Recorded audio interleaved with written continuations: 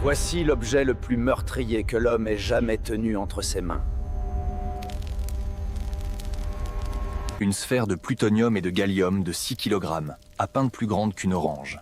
Les scientifiques de Los Alamos l'avaient surnommé Rufus. Mais après avoir tué 2 des plus brillants physiciens du monde, ils l'ont rebaptisé K, le cœur du démon.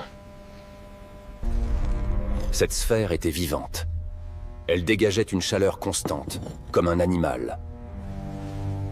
Il laisse tomber une brique de carbure de tungstène sur le cœur par accident. Le flash bleu apparaît. Harry retire la brique, mais c'est trop tard.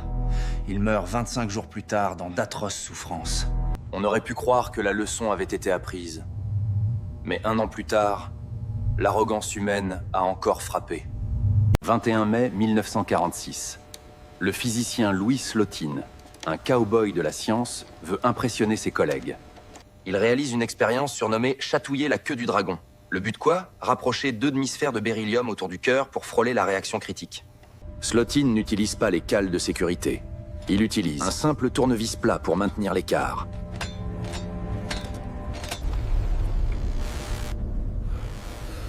Tout le monde dans la pièce retient son souffle.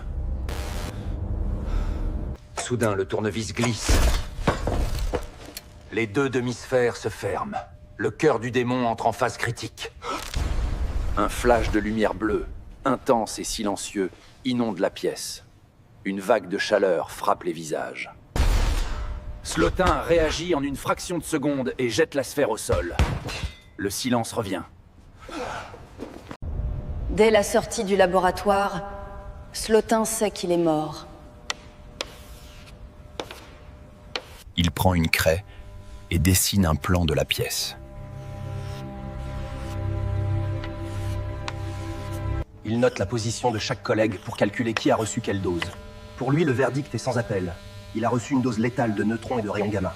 Ses collègues, plus éloignés, survivront, mais garderont des séquelles à vie.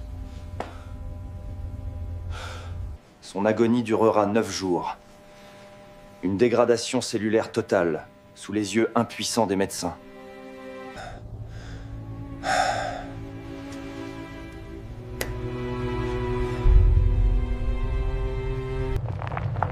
Le cœur du démon ne tuera plus.